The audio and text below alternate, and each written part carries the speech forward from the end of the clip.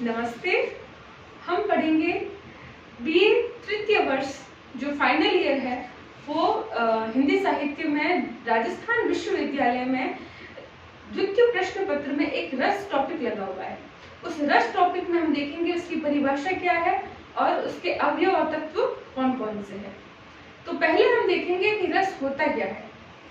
रस का अगर हम शाब्दिक अर्थ देखें तो उसका अर्थ होता है आनंद प्राप्त करना, अर्थात कुछ अनुभव करना। क्या अनुभव करना? कोई घटना विशेष है, कोई रचना है, उसको पढ़ने से, घटना को देखने से या किसी बात को सुनने से एक मनुष्य के अंदर जो भाव उत्पन्न होता है वो भाव क्या कहलाते हैं? रस कहलाते हैं। तो रस की परिभाषा हम हिंदी साहित्य के अनुसार देखें तो क्या होगी कि काव्य है, कविता है, कथा है, उपन्यास है, नाटक है, अर्थात हिंदी साहित्य की प्रत्येक विधा को पढ़ने या सुनने अथवा उसका अभिनय यानी कि नाटक का अभिनय देखने से जो आनंद होता है, अर्थात रस का जैसे मैंने कहा अर्थ क्या है? आनंद प्राप्त करना। जो इनके कारण मनुष्य में आनंद प्राप्त होता है उसे क्या कहते हैं? रस कहते हैं। और उस आनंद के जो प्राप्त हुआ है मनुष्य के अंदर, वो आनंद के कारण जो रस उत्पन्न हुआ है वो रस क्या कहलाते हैं? स्थायी भाव। पहले हम ये देखेंगे स्थायी भाव क्या होता है। स्थायी मतलब स्थिर रूप में, वो निश्चित है। भाव यानी कि हमारी भावनाएं, हमारे यानी कि मनुष्य के अंदर ऐसी भावनाएं जैसे सुख है, दुख है, खुशी है, गम है, दया है, ये जो भाव उत्पन्न होते हैं ये कहीं से आए थोड़ी ना है, वो हमारे अंदर विराजमान है, हमारे अंदर पहले से ही है।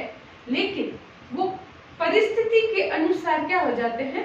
उत्पन्न हो जाते हैं और वैसा ही वह जो अपनी प्रतिक्रिया है वो देने लगता है। तो इस प्रकार के भावों को अनुभव करके उसके कारण जो प्रतिक्रिया उत्पन्न होती है, ये पूरी जो प्रक्रिया है वो क्या कहलाती है? रस कहलाती है। अब हिंदी साहित्य में जो रस है उस रस के बारे में सर्वप्रथम संस्कृत के आचार्य है भरत मुनि, उन्होंने इस रस की अवधारणा को दिया। इसलिए भरत मुनि को रस जो है उस रस का क्या कहा जाता है? प्रवर्तक कहा जाता है, जन्मदाता कहा जाता है। तो भरत मुनि जो है उन्होंने इस रस के लिए एक सूत्र बताया है। उस सूत्र के माध्यम से हम जानेंगे कि रस जो टॉपिक है, इस रस के कौन कौन से अनिवार्य तत्व है या अनिवार्य अवयव है जो इस संपूर्ण रस को उत्पन्न करने में और उसको साकार करने में अपनी अहम भूमिका निभाते हैं। अब उनका एक सूत्र है जिसका नाम जो सूत्र का नाम है विभावा अनुभाव व्यभिचारी संयोगादृष्ट निष्पत्ति है। विभावा अनुभाव व्यभिचारी संयोगादृष्ट निष्पत्ति है। अर्थात क्या है? विभावा अनुभाव व्यभिचारी संयोगादृष्ट निष्पत्ति है। अर्थात विभाव, अनुभाव, व्यभिचारी भाव, संयोगादृष्ट मतलब संयोग से निष्पत्ति है। विभाव, अनुभाव, व्यभिचारी भाव के संयोग से जिसकी निष्पत्ति होती है उसे क्या कहते हैं? रस कहते हैं।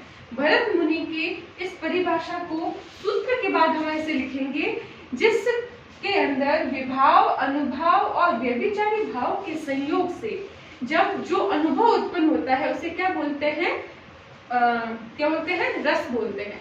अब इस रस के जो अवयव है, जो तत्व है, वो इस सूत्र में अपने आप खुद विराजमान है। जैसे ये तत्व होते क्या है कि रस की निष्पत्ति मतलब क्या होता है? रस उत्पन्न होना, साकार हो जाना सबके सामने। तो रस की निष्पत्ति में सहायक जो अंग है, रस जो उत्पन्न हुआ है मनुष्य में, उसको साकार करने के लिए जो रसावयव होते हैं, जो अंग होते हैं, वो क्या कहलाते हैं? रसावयव। रसावयव मतलब रस के अवयव या रस के तत्व। अर्थात रस जो है मनुष्य के अंदर जो स्थायी भाव, जैसे मैंने कहा भाव जो होते हैं वो मनुष्य के अंदर विराजमान होते हैं पहले से ही। तो उन भावों को उत्पन्न करने के लिए जो अवयव, जो अंग काम आते हैं, उन अंगों को हम क्या बोलते हैं? रस के तत्व या फिर अवयव बोलते हैं। वो अवयव कितने प्रकार के होते हैं? 4 4 प्रकार के कौन से हैं? 3 तो इसी सूत्र में लिखे हुए हैं। और पहला मैंने बताया था आपको, कौन सा? स्थायी भाव, विभाव, अनुभाव और संचारी भाव। या फिर क्या बोलेंगे, इस सूत्र में क्या दिया गया है? संचारी भाव को एक और नाम से पुकारते हैं, वो है व्यभिचारी, व्यभिचारी भाव। अब हम देखेंगे ये भाव विस्तृत रूप में क्या है।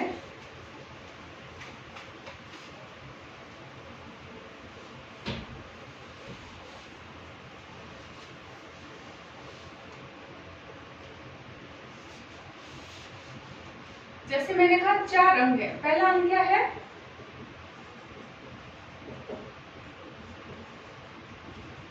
स्थायी भाव। स्थायी भाव की सबसे मुख्य विशेषता क्या है कि मनुष्य में स्थायी रूप में स्थापित भावों को जो किसी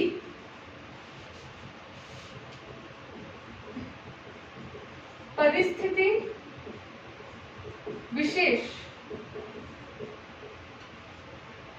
कारणों से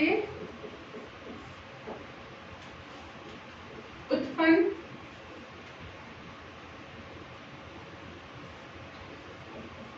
हो जाते हैं, उन्हें स्थायी भाव कहते हैं। और ये स्थायी भाव जो है, इसकी ये तो हुई साधारण अर्थ में परिभाषा।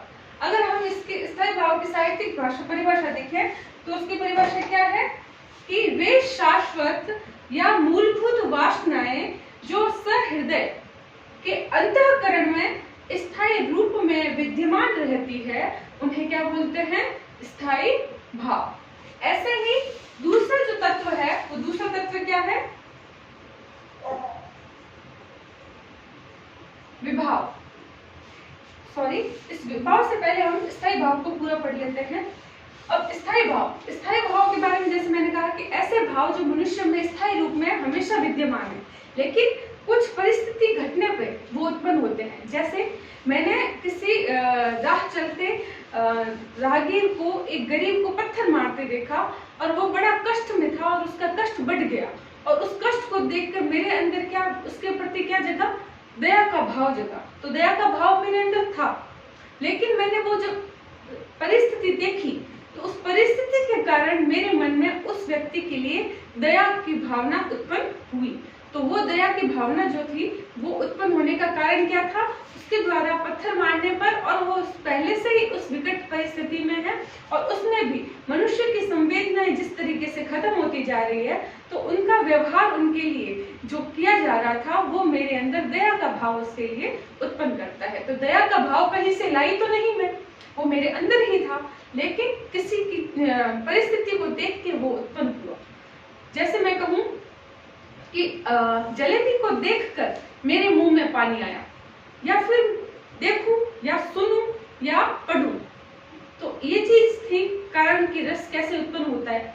तो मैंने या तो कभी ऐसे मन में ख्याल आया कि मुझे रसगुल्ले खाने हैं, और रसगुल्ले खाने के ख्याल से ही मेरे मुंह में पानी आ जाए, या कुछ मिठाई को बनते देखूं मैं तो मेरे मुंह में पानी आ जाए।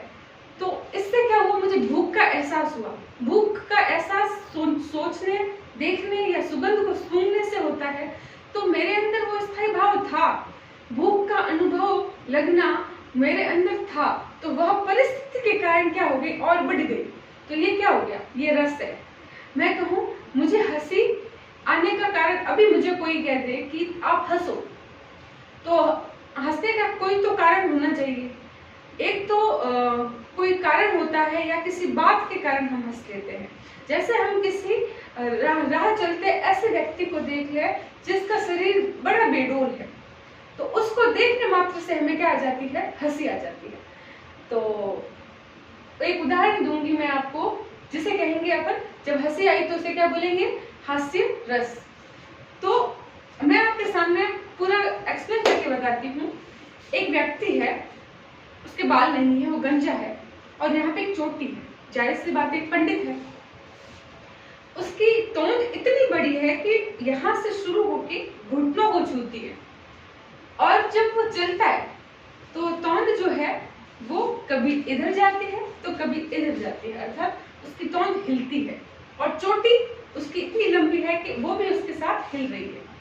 तो मैं उदाहरण बोलूंगी, सिर घोट मोट पे चुटिया थी लहराती, थी तोंद लटक कर घुटनों को छू जाती, जब चाल चले मटक मटक हंसी थी भारी, देख कर हो गए लोट पोट सब नर नारी।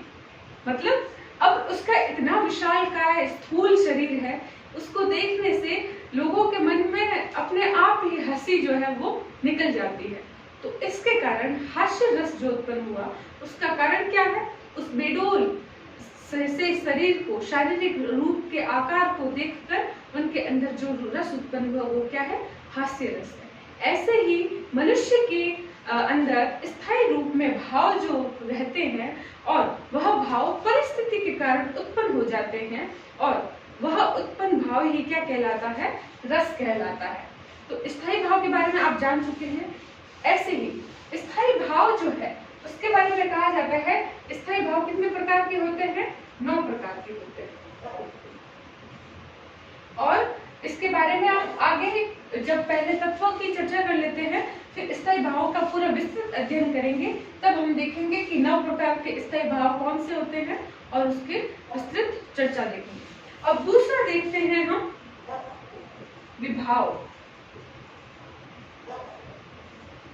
अब विभाव क्या होता है, साधारण अर्थ में मैं कहूं तो विभाव का अर्थ होता है कि जैसे मैंने कहा कि हास्य रस। अब हास्य रस किसके कारण आया, मैंने कहा एक विशालकाय पंडित जो है उसके शरीर को देखकर, जिसमें भी बेडोल शरीर को देखकर, तो उसके कारण जो रस उत्पन्न हुआ वो हास्य रस है। तो जो कारण है जिसके कारण रस उत्पन्न हुआ है वो क्या कहलाता है, विभाव कहलाता है। अर्थात स्थायी भाव को उत्पन्न करने वाली परिस्थितियां, व्यक्ति या जो कारण है, वो कारण जो क्या है, विभाव कहलाता है। और ये जो विभाव होता है ये भी कितने प्रकार का होता है, 2 प्रकार का होता है। कौन कौन सा होता है, एक होता है आलम्बन विभाव, एक होता है उद्दीपन विभाव। अब पहला है आलम्बन विभाव। आलम्बन विभाव क्या होता है, जैसे मैंने कहा कि जिसके कारण रस उत्पन्न हुआ वो हो गया विभाव। अब आलम्बन विभाव उद्दीपन विभाव में क्या अंतर है, जिस व्यक्ति या वस्तु के कारण रस उत्पन्न हुआ है वो तो हुआ आलम्बन विभाव। उद्दीपन विभाव कैसे कहते हैं, ये जो रस उत्पन्न हुआ है जिसके कारण उसके अतिरिक्त और अन्य कई छोटे छोटे कारण होते हैं जिसके कारण वो रस और अधिक बढ़ जाता है, तो उसका कारण, उसे क्या बोलते हैं, उद्दीपन विभाव। जैसे मैंने कहा कि मैंने उस बेडोल से शरीर को देखा और उसकी चुटिया लहरा रही थी, उसकी तोंद हिल रही थी, तो एक तो उसका विशालकाय शरीर के कारण मुझे हंसी आई, ये हो गया मोटे रूप से आलम्बन विभाव। और मैं कहती हूँ जब वो चल रहा है, चलने के कारण उसकी चुटिया हिल रही है, तोंद हिल रही है और मटक मटक के चल रहा है, तो ये अन्य जो कारण है, मटक मटक कर चलना, तोंद का हिलना, चोटी का हिलना, ये अन्य कारण क्या होते हैं, उद्दीपन विभाव। मतलब आलम्बन विभाव जिसके अंदर जो कारण है वो मुख्य कारण जो होता है वो आलम्बन विभाव में आता है, और अन्य जो छोटे कारण होते हैं जिसके कारण वो रस और ज्यादा बढ़ जाता है तो वह क्या कहलाता है, उद्दीपन विभाव। अब इसके साहित्यिक रूप में परिभाषा हम देखें तो ये होगी कि जो विभाव है उसकी परिभाषा है, मन में प्रस्तुत भाव कभी भी अपने आप जागृत नहीं होते, स्थायी भावों को जगाने वाले कारणों को क्या कहते हैं? विभाव कहते हैं। विभाव दो भेद है। आलम्बन विभाव की परिभाषा है जिस वस्तु या व्यक्ति के कारण आश्रय, आश्रय कौन होता है? जिस व्यक्ति के मन अंदर वो स्थायी भाव उत्पन्न होता है वो क्या होता है? आश्रयदाता होता है। तो क्या बोलते हैं? जिस वस्तु या व्यक्ति के कारण आश्रय के मन में स्थायी भाव जागृत होते हैं उसे तो कहते हैं आलम्बन विभाव। और उद्दीपन विभाव के अंदर परिभाषा है कि आश्रय के मन में जागृत स्थायी भाव को उद्दीप्त करने वाले अन्य कारणों को क्या कहते हैं? उद्दीपन विभाव कहते हैं। अब इसके अलावा जो तीसरा जो तत्व है, अवयव है, वो क्या है?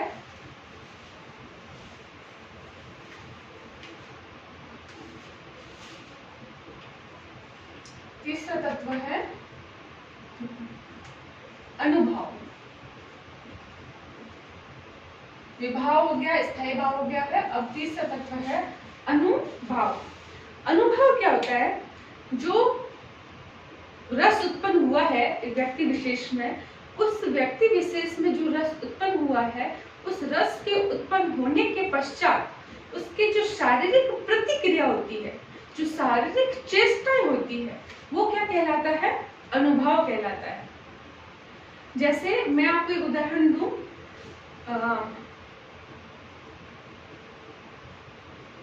राम का रूप निहार जानकी, कंकन के नग की परछाई, याते सब सुधि भूल गई, करते कर रही करतारती नाही। इसमें क्या है?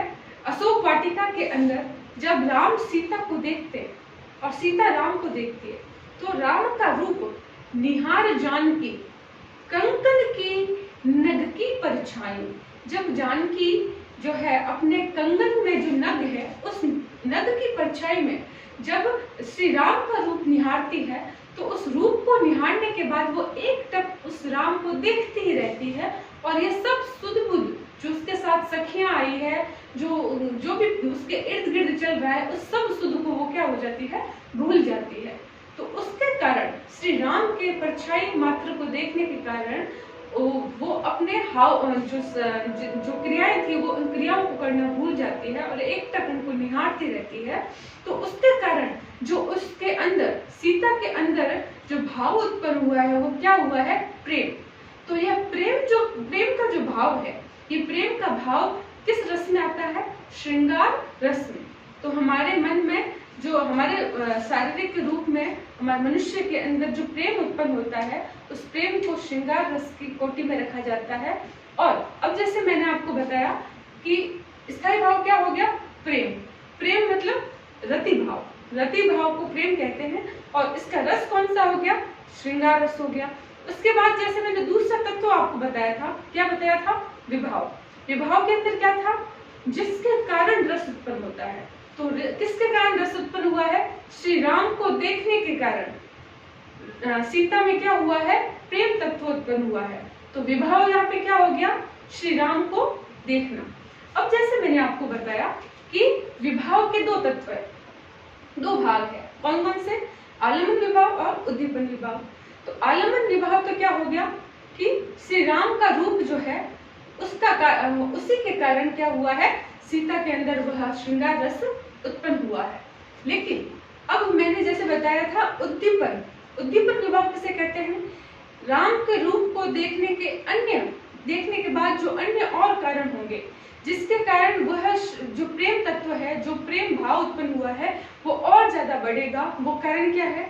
जैसे अशोक वाटिका का वातावरण, प्रकृति की मनोरम छवि, और उसके अतिरिक्त राम के रूप के अलावा उसके इर्द गिर्द होने वाली क्रियाएं, सब जो प्रकृति का मनमोहक जो रूप है, वो रूप उस प्रेम को जगाने में ये अन्य जो कारण है वो और अधिक उस प्रेम को बढ़ाते हैं। तो वह क्या हो गया?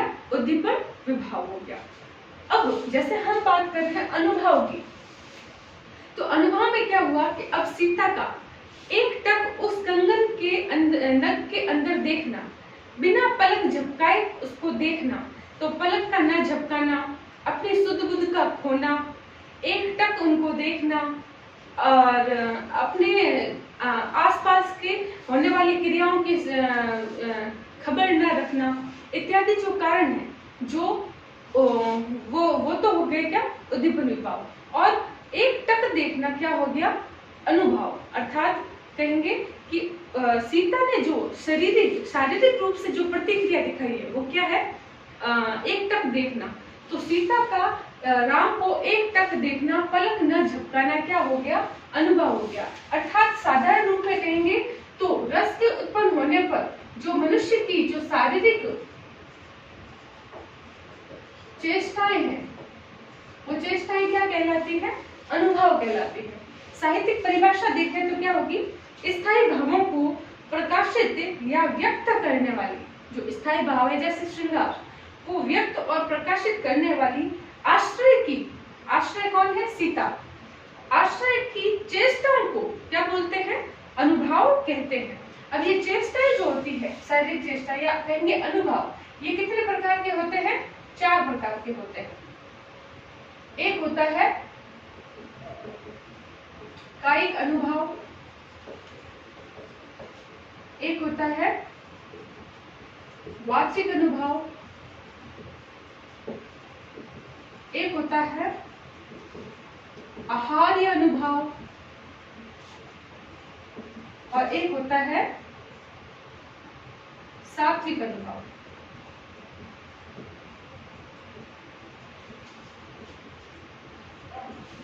अब जो कायिक अनुभव है, कायिक अनुभव में क्या होता है, कायिक यानी कि काया, जो मनुष्य की काया है, उस काया के द्वारा जो प्रतिक्रिया दी जाएगी, उस काया में जो परिवर्तन आएगा, उसकी चेष्टाओं में जो परिवर्तन आएगा, वो क्या आएगा, कायिक अनुभव में आएगा।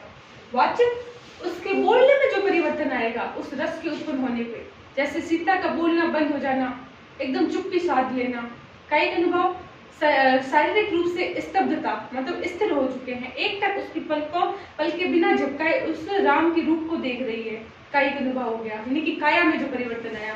वाचिक, बोलना भूल गई है, चुप हो गई है अचानक से, और कभी कभी ऐसा होता है कि हम हड़बड़ा जाते हैं, कोई ऐसी परिस्थिति होती है तो उसके कारण, जैसे मैं भय का कहूँ, भय रस, भयानक रस जिसमें भय उत्पन्न होता है, अचानक से अंधेरा हो जाए और हमें उस अंधेरे से डर लगे, तो हम डरने लग जाए तो हमारी आवाज भी क्या लगेगी, कांपने लगेगी, तो उस आवाज का कांपना क्या हो गया, वाचिक अनुभव। और आहार्य अनुभव क्या होता है, आहार्य अनुभव होता है कृत्रिम वेशभूषा, कृत्रिम वेशभूषा के कारण जो कृत्रिम जो वेशभूषा धारण करेंगे उसको क्या बोलेंगे, आहार्य अनुभव। और सात्विक अनुभव में क्या होता है कि यह जो होती है, ये ऐसी अकृत्रिम चेष्टाएं होती है जो स्वतः ही उस रस के उत्पन्न होने पे व्यक्ति में उत्पन्न हो जाती है। जैसे पसीना आना, मैंने अचानक से किसी सांप को देख लिया, तो सांप को देखने के कारण मेरे अंदर जो रस उत्पन्न हुआ वो क्या है, भय, भयानक रस। तो भयानक रस के उत्पन्न होने पे सांप उधर, मैं उस सांप को देख रही हूँ, तो उसको देखने से मुझे ऐसे लग रहा है अगर वो मुझे काट गया तो इस भय के कारण मेरे पूरे शरीर में पसीने छूट रहे हैं। तो ऐसा स्वेद का यानी पसीने का आना, अचानक से मेरा शरीर जो है वो स्तब्ध रह गया है, स्थिर रह गया है, हिल नहीं रहा है, क्योंकि ऐसे लग रहा है अगर मैं हिली तो मुझे काट जाएगा।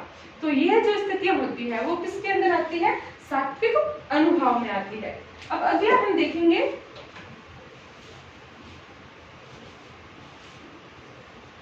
चौथा और अंतिम जो तत्व है वो क्या है, संचारी भाव। अब स्थायी भाव जो होता है वो मनुष्य में स्थायी रूप से पहले से ही विद्यमान है, परिस्थिति के कारण वो उत्पन्न होता है।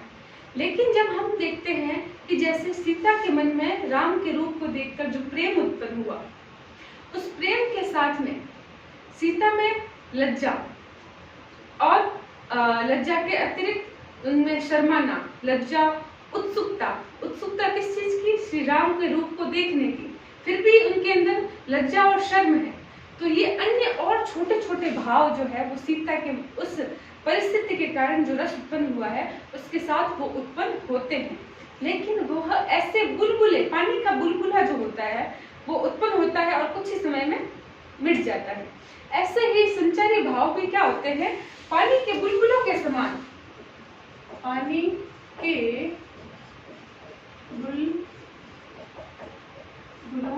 समान मनुष्य में स्थायी भाव के साथ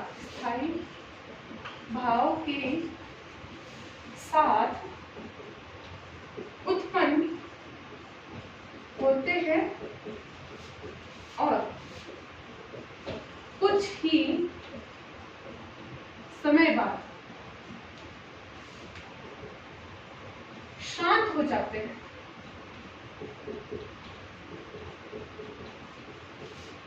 उसे संचारी भाव या व्यभिचारी भाव कहते हैं। ये संचारी भाव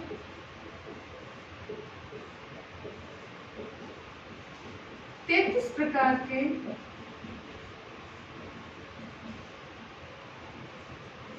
होते हैं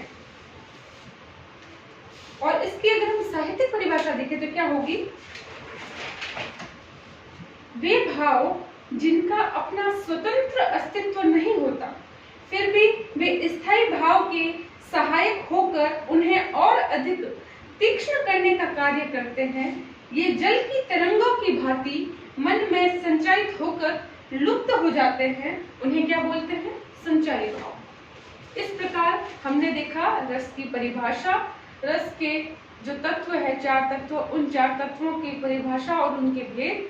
अब हम अगली क्लास में पढ़ेंगे इन जो स्थायी भाव है, जो 9 प्रकार के होते हैं, वो 9 प्रकार के स्थायी भावों के क्या क्या गुण हैं, ये 9 रस जो है वो किन स्थायी भावों को लेकर चलते हैं, उनके अंदर विभाव को हम कैसे पहचानते हैं, अनुभाव को कैसे पहचानते हैं।